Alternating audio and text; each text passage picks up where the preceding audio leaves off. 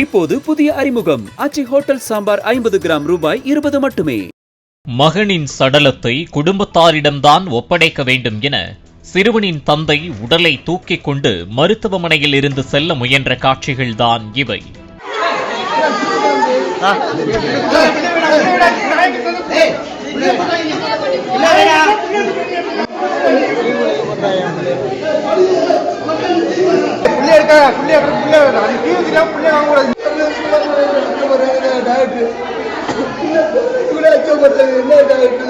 திருவாரூர் மாவட்டம் அம்மையப்பன் புதுத்தெருவைச் சேர்ந்த முத்து தேவி தம்பதியினரின் 7 வயது மகன் நவீன். கடந்த 3 மாதங்களுக்கு முன்பு நவீன் அவரது வீட்டில் இரவில் தூங்கிக் கொண்டிருந்த போது கோழியை பிடிக்க வீட்டிற்குள் நுழைந்த கீரிப்பிள்ளை ஒன்று நவீனின் கையில் கடித்ததாக கூறப்படுகிறது. இதனைத் தொடர்ந்து நவீனை அருகில் உள்ள மெடிக்கலுக்கு அழைத்துச் சென்ற அவரது பெற்றோர் மாத்திரை மட்டும் வாங்கி சிறுவனை விழுங்க வைத்துள்ளனர். ஆனால் அதற்கான தடுப்பூசி எதுவும் போட்டுக்கொள்ளவில்லை என சொல்லப்படுகிறது. இந்நிலையில் கடந்த 4 நாட்களுக்கு முன்பு சிறுவன் கடும் காய்ச்சலால் பாதிக்கப்பட்டுள்ளார்.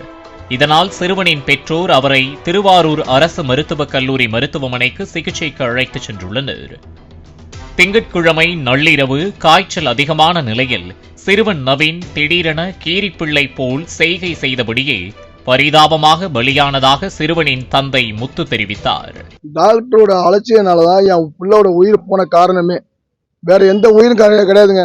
இன்னைக்கு என் பிள்ளைக்குள்ள நடமை வேற யாருக்குமே வரக்கூடாது. 7 வயசு குழந்தை காப்பாத்துறது டாக்டர் எதுக்கு? அப்ப முடியலன்னா அவங்க சொல்லியிருந்தாங்கன்னா வேற எங்கேயாவது பார்த்துருப்பல சொல்லுங்க. அவங்க காப்பாத்தவங்க நம்பிக்கையில தானே கவர்மெண்ட் ஹாஸ்பிட்டல் சேர்க்கிறோம். வந்து வீடு வாசல் வந்து பாருங்க, நாங்க இல்லாத படம் தெரிஞ்சவங்க கவர்மெண்ட் சேர்க்கிறோம். அப்ப கவர்மெண்ட் சேர்த்து அவங்க ஒரு பதவி மாதிரி எதுவுமே இல்லைன்னா அப்ப எதுக்கு டாக்டர் சொல்லுங்க? கீரிப்பிள்ளை கடிக்கு மருத்துவமனையில் சிகிச்சை அளிக்காத தந்தையின் கவனக்குறைவே ரேபிஸ் நோய் முற்றி சிறுவன் பலியாக காரணம் என மருத்துவர்கள் தெரிவித்த நிலையில் 4 நாட்களாக அரசு மருத்துவர்கள் தொட்டால் தீட்டு என்று முறையான சிகிச்சை அளிக்காததால் தனது மகன் உயிரிழந்ததாக சிறுவனின் தந்தை முத்து குற்றம் சாட்டினார். கீரிப்பிள்ளை கடிச்சதுக்கு வைத்தியம் கிடையாதுன்னா அப்ப உலகத்துல எதுக்கு டாக்டர்லாம் இருக்கணும்? அதுக்கு படிச்சிருக்கணும்ல. நாய் கடிச்சதுக்கு மருந்து இல்லைங்கிறீங்க, கீரிப்பிள்ளை கடிச்சதுக்கு மருந்து இல்லைங்கிறீங்க, எதுவுமே மருந்து இல்ல. அப்ப எதுக்கு ஹாஸ்பிட்டல் சேர்க்கிறீங்க? அப்ப அன்னைக்கு சேர்த்த அன்னைக்கு ஏதாவது தொட்டா பேசணுங்கிறீங்க, தொட்டா சீக்குங்கிறீங்க, தொட்ட கையோட ஓடுறீங்க. அப்ப என்னங்க அவனை சீக்காங்க? அவனுக்கு ஒரு குழந்தை தெய்வம் ஒண்ணு தானே பெற்றிருப்பீங்க. 10 மாசம் சொந்தனங்க பெற்றிருப்பீங்க. 7 வருஷம் கஷ்டப்பட்டு வளர்த்துங்க. 7 வருஷம் கஷ்டப்பட்டு வளர்த்து வாலியம் பண்ணி கவர்மெண்ட் ஹாஸ்பிட்டல் நல்லா பார்த்துப்பீங்க நம்பிக்கையில தானே வந்து சேர்த்தேன். கடைசியில பார்த்தா இப்படி உங்க அலட்சியனால என் புள்ள உயிரை போயிருச்சுங்க. இதுக்கெல்லாம் நல்ல ஒரு தீர்வு வரணும். சிறுவன் ரேபிஸ் நோயால் உயிரிழந்ததால் சிறுவனின் உடலை சுகாதார ஆய்வாளரிடம் ஒப்படைக்க இருப்பதாக மருத்துவமனை நிர்வாகம் தெரிவித்துள்ளது. ஆனால் உடலை குடும்பத்தாரிடம்தான் ஒப்படைக்க வேண்டும், நாங்கள் வீட்டிற்கு எடுத்து செல்கிறோம் என சிறுவனின் தந்தை உடலை தூக்கிக் கொண்டு மருத்துவமனையில் இருந்து வெளியேற முயன்றுள்ளார். இதனை பார்த்த அங்கிருந்த மருத்துவமனை ஊழியர்கள் தடுத்து நிறுத்தியுள்ளனர். பின்னர் சிறுவனின் உடல் சுகாதார ஆய்வாளரிடம் ஒப்படைக்கப்பட்டது. ரேபிஸ் நோய் வந்துவிட்டால் குணப்படுத்தவே முடியாது என்பதாலும் மற்றவர்களுக்கு நோய் தொற்று ஏற்பட்டுவிடக் கூடாது என்பதாலும் பாதுகாப்பான முறையில், அதாவது கொரோனாவால் உயிரிழந்தவரின் சடலத்தை எப்படி அடக்கம் செய்வார்களோ அதே போலவே புதுத்தெரு சுடுகாட்டில் உடல் பாதுகாப்பாக அடக்கம் செய்யப்பட்டது.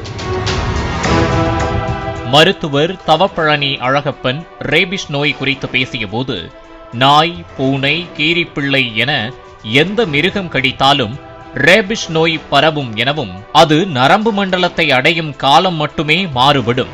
மற்றபடி ரேபிஸ் நோய் பாதிப்பு ஏற்பட்டுவிட்டால் உடற் சோர்வு, நீர், காற்று மீது பயம், தெளிவற்ற சிந்தனை போன்ற அறிகுறிகள் தென்படும் என தெரிவித்துள்ளார். நோயை பொறுத்த வரைக்கும் எந்த பாலனி கடிச்சாலும் ரேபிஸ்க்கான சாத்தியக்கூறு இருக்கு, ரேபிஸ் கான்ட்ராக்ட் ஆகிறதுக்கான சாத்தியக்கூறு இருக்கு. ஆனால் நோயோட அறிகுறி எந்த அனிமல் ரேபிஸ்ன்னு வந்துருச்சுன்னா ஒரே மாதிரி தான் இருக்கும், சிம்டம்ஸ் ஒரே மாதிரி தான் இருக்கும். இந்த நோயோட அறிகுறி மிருகத்தை பொறுத்து மாறுபடாது. இப்போ கீரிப்பிள்ளை கடித்தாலும் சரி, நாய் கடித்தாலும் சரி, தடுப்பூசி போட்டு நீங்கள் வேண்டிய வழிமுறையெல்லாம் பண்ணிக்கல அப்படின்னு பார்த்தீங்கன்னா, ரேபீஸ் வந்துருச்சு, ஒரு கெட்ட நேரம் வந்துருச்சு அப்படின்னா, ஆரம்பத்தில் அது கடித்த நாள்லேருந்து 10 நாள் ஆகலாம், சில மாதங்கள் கூட ஆகலாம். பாடியோட இம்யூனிட்டி ஆச்சு. அது பரவறதை பொறுத்து வைரஸ் எங்கேருந்து போகணும், எவ்வளோ தூரம் போகணுங்கிறது. இப்போ காலில் கடிக்கிறதுக்கும் முகத்தில் கடி வாங்கிறதுக்கும் எவ்வளோ தூரம் நரம்பு மண்டலத்துக்கு கிட்ட இருக்கோ அப்போ வந்து இப்போ அது நோய் வந்து பிடிக்கிறதுக்கான சான்ஸ் அதிகம், ரைட்டுங்களா? இப்போ அதால தான் இந்த டைம் பீரியட் வேரி ஆகும், இன்குபேஷன் பீரியட்னு சொல்கிறது. அது இப்போ வந்துச்சுன்னா முதல் அறிகுறி வந்து யூஸ்வலாக சாதாரண ஒரு வைரல் காய்ச்சலுக்கு வர மாதிரி தான் இருக்கும். ஜுரம் இருக்கும், உடம்பு வலி இருக்கும், அசதியாக இருப்பாங்க, இதுதான் காமனாக இருக்கும். அப்புறம் கொஞ்ச நாளில் அவங்களுக்கு வந்து கன்ஃபியூஷன், அதாவது தெளிவில்லாமல் பேசுவாங்க, திடீர்னு கூச்சல் போடுவாங்க. அப்புறம் வந்து நீர், காற்று இதெல்லாம் பார்த்தா ஒரு விதமான ஒரு பயம் ஏற்படும், அவங்க ரொம்ப வித்தியாசமாக நடந்துக்குவாங்க. இதெல்லாம் ஃபைனல் ஸ்டேஜ். கடைசியாக மூச்சு திணறல் ஏற்பட்டு இறந்துருவாங்க. இதுதான் அந்த நோயோட கோர்ஸ். இப்படி தான் நோய் வந்து கொஞ்சம் கொஞ்சமாக மேனிஃபெஸ்ட் ஆகும், அதாவது அவங்கள வெளிப்படும். நாய், பூனை, ஓநாய், நரி, கீரிப்பிள்ளை போன்ற விலங்குகள் கடித்தால் ராபிஸ் நோய் தாக்கம் அதிகமாக இருக்கும். மாடு, கழுதை, குதிரை போன்ற விலங்குகள் கடித்தால் ராபிஸ் நோயின் தாக்கம் குறைவாக இருக்கும் என்றும் அவர் குறிப்பிட்டுள்ளார். நாய்க்கடி நம்ம எல்லாருக்கும் தெரியும் ஹையஸ்ட். நாய்க்கடியை தாண்டி ஓநாய், நரி, நீங்கள் இப்போ சொன்னீங்க இல்லையா கீரிப்பிள்ளை, இதெல்லாம் high risk animals for transmitting rabies. சில பாலுண்ணிகள், இப்போ மாடு, கழுதை இதெல்லாம் லோ ரிஸ்க், குதிரை அதெல்லாம் கடி வாங்கினீங்கன்னா லோ ரிஸ்க். இந்த பூனையும் வந்து ஹை ரிஸ்க். வீட்டு மிருகங்களில் பார்த்தீங்கன்னா பூனைக்கடியும் ஹை ரிஸ்க் தான். அதால் இந்த ஹை ரிஸ்க் அனிமல்ஸ்லாம் எது கடித்தாலும் ரெக்கமெண்டேஷன் வந்து நீங்கள் உடனடியாக ரேபீஸ்க்கு வந்து வைத்தியம் கிடையாது, ரேபீஸ்க்கு ட்ரீட்மெண்ட் கிடையாது. ரேபீஸ் வந்து 100% இறப்பை உண்டாக்கக்கூடிய ஒரு நோய், ஒரு கொடூரமான நோய், வைத்தியம் இல்லாத ஒரு நோய். ஆனால் ரேபீஸை தடுக்கலாம். ரேபீஸ் தடுக்கிறதுக்கு தான் தடுப்பூசி போடுறோம்.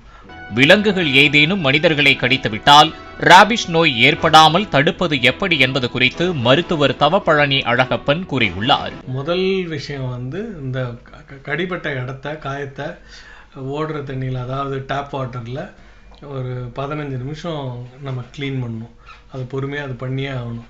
அப்புறமா தடுப்பூசி எல்லா ஹாஸ்பிட்டல்ஸ், கவர்மெண்ட் ஹாஸ்பிட்டல்ஸ், பிஹெச்சிஸ் எல்லா இடத்துலையும் கிடைக்குது. தடுப்பூசி போட்டுக்கிட்டு இம்யூனோகுளோபுலின் போடுவாங்க. அதுக்கப்புறம் மேற்கொண்டு ஊசியும் போட சொல்லுவாங்க. நாள் விட்டு விட்டு விட்டு காலண்டர் குறித்து கொடுப்பாங்க. நீங்கள் வந்து அப்போ அந்த மேற்கொண்டு ஊசியெல்லாம் போட்டுக்கணும். இதுதான் ரேபிஸ் பற்றின ஒரு விஷயம். நாய் கடித்து ராபிஸ் வந்தாலும், கீரிப்பிள்ளை கடித்து ராபிஸ் வந்தாலும் அவர்கள் தொண்டையில் ஏற்படும் பிரச்சனையால் தான் அப்படி கத்துவார்கள். மற்றபடி நாயைப் போலவோ கீரிப்பிள்ளையைப் போலவோ நடந்து கொள்கிறார்கள் என்பது நாமாக கூறிக்கொள்வதுதான் என்றும் மருத்துவர் தெரிவித்துள்ளார். அது உண்மைக்கு புறம்பான ஒரு விஷயங்க. நான் சொன்ன மாதிரி அட்வான்ஸ்ட் ரேபீஸ், அதாவது டெர்மினல் ரேபீஸில் ரொம்ப வித்தியாசமாக பிஹேவ் பண்ணுவாங்க. நீரை பார்த்தா இல்லை காற்றுக்கு கூட அவங்களுக்கு ஒரு விதமான பய உணர்வு வரும். ரொம்ப வித்தியாசமாக நடந்துக்குவாங்க. ஒரு இருட்டறையில் தான் வச்சு வைத்தியம் பார்ப்போம், ஏன்னா கடைசி டெர்மினல் ஸ்டேஜஸ்லாம். ஆனால் நாய் மாரி கொலைப்பாங்கங்கிறதுலாம் இல்லை. இந்த நீரை பார்த்தா அவங்களுக்கு ஸ்பாசம்ஸ் வரும், அப்படி இழுக்கிறது மாதிரி வரும். அதை பார்த்துட்டு மக்கள் வந்து நாய் மாரி கொலைக்கிறாரும்பாங்க. அது கடிப்பட்ட மிருகத்தை பொறுத்து இந்த சிம்டம்ஸ்லாம் மாறாது. கீரிப்புள்ள கடித்தாலும் சரி, நாய் கடித்தாலும் சரி, ரேபீஸ் ஒரே மாதிரி தான் வெளிப்படும். வெளிப்பாடு ஒரே மாதிரி தான் இருக்கும். சவுண்ட்லாம் அவங்க ரியாக்ட் பண்றது, தண்ணிக்கு பயப்படுறது, ஏருக்கு பயப்படுறது எல்லாம் அப்படியே தான் இருக்கு. கரெக்ட். அந்த ஸ்பாசம் வரும், அதாவது இந்த முழுங்குற இது மூச்சு விடுற குழாய் இதெல்லாம் வந்து ஒரு மாதிரி டைட் ஆகிடும். அப்பதான் இந்த நாய்ஸ்லாம் வரும். ஒருவருக்கு ராபிஸ் நோய் பாதிப்பு ஏற்பட்டால் நெருங்கி பழகுபவர்களுக்கும் அல்லது அந்த குடும்பத்தினருக்கும் நோய் பரவுமா என்ற கேள்விக்கு மருத்துவர் பதிலளித்துள்ளார். தியரட்டிக்கலாக பரவலாம். அதாவது உங்கள் உமிழ்நீர், உங்கள் பாடி ஃப்ளூயிட்ஸ்லேருந்து அடுத்தவங்களுக்கு பரவறதுக்கான சான்ஸ் இருக்குது. கூடுமான வரைக்கும் நாம் வந்து குடும்ப நபர்களில் பரவாது. ஆனால் வந்து ரேபீஸ் வந்துருச்சுன்னா அவங்களுக்கு நர்சிங் க்ளோஸாக இன்டுபேட் பண்ணியிருக்கோம், அதாவது வென்டிலேட்டரில் போட்டிருக்கோம், அவங்க செக்ரீஷன்ஸ்லாம் கிளியர் பண்ணுற நர்ஸுக்கு அந்த மாதிரி கூட இருக்கவங்களுக்கு நோய் தடுப்புக்கு இன்ஜெக்ஷன் போடுவோம். குடும்ப நபர்களுக்கு இது வரைக்கும் மனுஷன்லேருந்து இன்னொரு மனுஷனுக்கு பரவுறது ரொம்ப அன்காமன். கடி வாங்கினால ஒழிய அது ரொம்ப அன்காமன். இன்னொன்னு சொல்லுவாங்க, அந்த மாதிரி அஃபெக்ட் ஆகி இறந்து போனவங்கள வந்து உடனடி ஹாஸ்பிட்டல் இருந்து ஃபார்மாலிட்டிஸ் எல்லாம் முடிச்சு வீட்டுல யாருக்கும் பார்க்காம கொண்டு வச்சுட்டு சுடுகாட்டுக்கு தான் கொண்டு போய் அதை வந்து என்ன சொல்றது, அந்த பாடியை டிஸ்போஸ் பண்ணணும் இமீடியட்டா, புதைக்க கூட செய்யக்கூடாது அப்படின்ற மாதிரி பேசிப்பாங்க. அந்த அளவுக்கு அது பாடியில இருந்து பரவுறதுக்கு இல்லை அந்த செக்ரீஷன்ஸ்ல இருந்து பரவலாம். ஆனால் ஒரு நபர் இறந்துட்டாங்கன்னா அந்த வைரஸ் வந்து அந்த நபர்ல உயிரோட இருக்கிற பீரியட்லாம் ரொம்ப கம்மி. ஃப்ரெஜைல் வைரஸ் தான், அதனால அது ரொம்ப நேரத்துக்குலாம் தாக்கு பிடிக்காது. ஆனால் நம்ம இது தொற்று நோய்ங்கிறது ஒரு உண்மையான ஒரு விஷயம், அது ஞாபகம் வச்சுக்கணும். கடி மூலியமாக தான் பரவுது. உங்கள் ஸ்கின் இன்டாக்டாக இருந்ததுன்னா அது பரவறதுக்கான சான்ஸ் கம்மி. அந்த மாதிரி இருந்தாதான் அது வரத்துக்கு. உங்க ஸ்கின் இன்டாக்டா இருந்தா நக்கறதுல இருந்தெல்லாம் வர சான்ஸ் ரொம்ப கம்மி. அது கிரேட் பண்ணுவாங்க, பரவறதுக்கான சாத்தியக்கூறு ரொம்ப கம்மி. பாலிமர் செய்திகளுக்காக திருவாரூர் செய்தியாளர் ரவிக்குமார் மற்றும் சென்னை செய்தியாளர் வினோத்குமார். இப்போது புதிய அறிமுகம் ஆச்சி ஹோட்டல் சாம்பார் 50 கிராம் ரூபாய் 20 மட்டுமே. பிளே ஸ்டோர் மற்றும் ஆப் ஸ்டோரில் இருந்து பாலிமர் செயலியை QR கோடு மூலம் பதிவிறக்கம் செய்யுங்கள். செய்திகளை உடனுக்குடன் பெறுங்கள்.